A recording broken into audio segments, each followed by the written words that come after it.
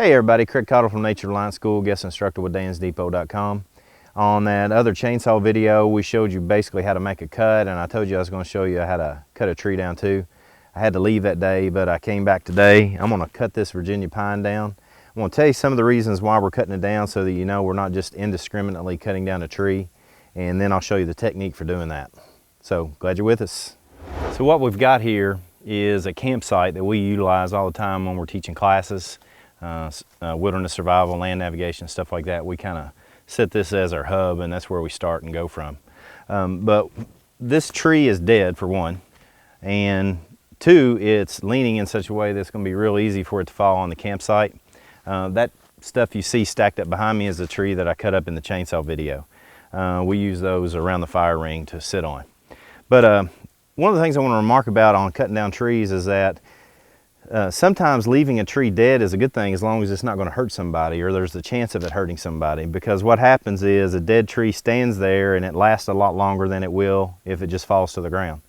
So if it's standing there, it's going to get bugs in it, woodpeckers are going to come by, eventually peck on it, raccoons are going to live in it, squirrels are going to live in it, and any number of those things that can exist, bats, any number of things, and eventually it's going to fall down anyway.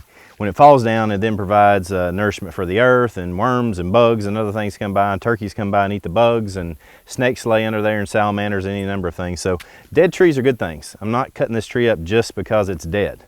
I'm cutting it up because it's in a place that's dangerous to other humans, particularly a campsite where we regularly visit. So with that said, I'm going to show you how to cut this tree up.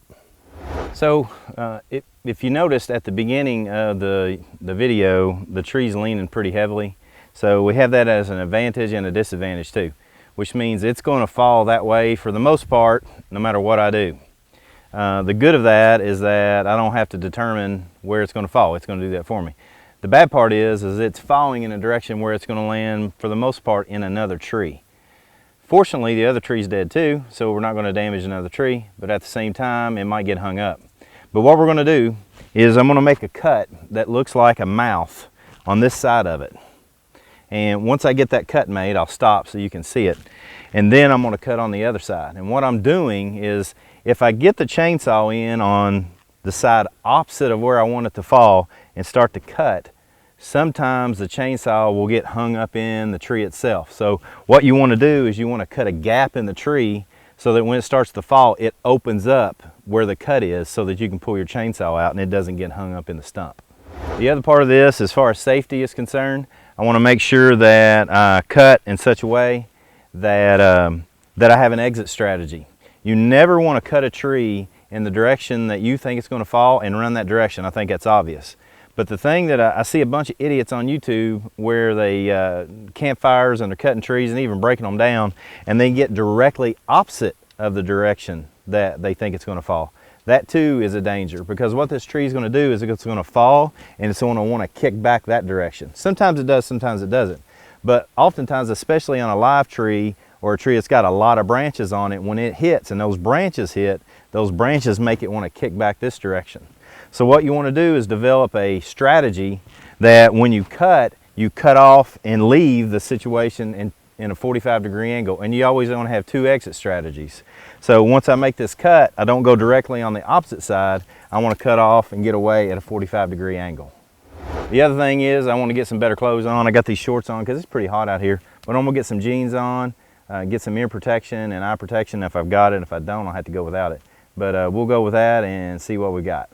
So again, what we're going to do is we're going to basically put a big V.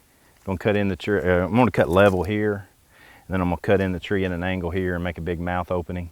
And then I'm going to go around on the other side and make my cut that wants the tree to fall. And what I'm doing my best to do is have the open mouth facing the center of the mouth, facing exactly the direction that I want it to fall.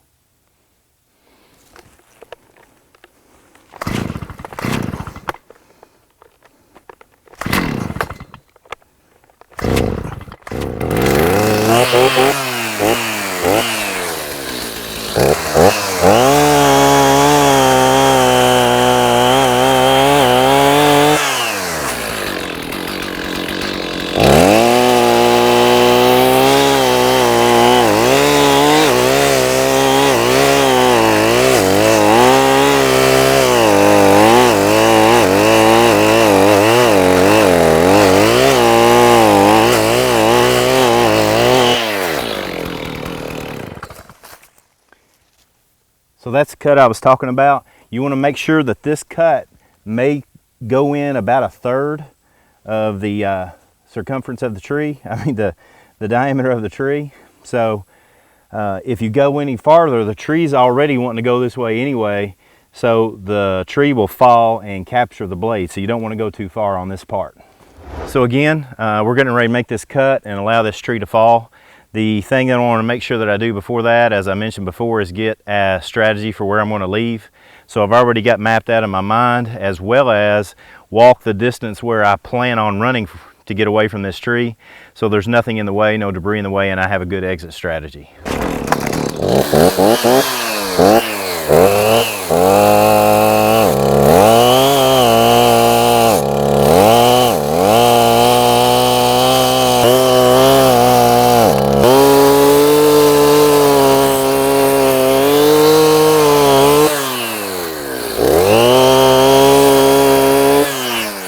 So what's happened is that it did hit the tree that I thought.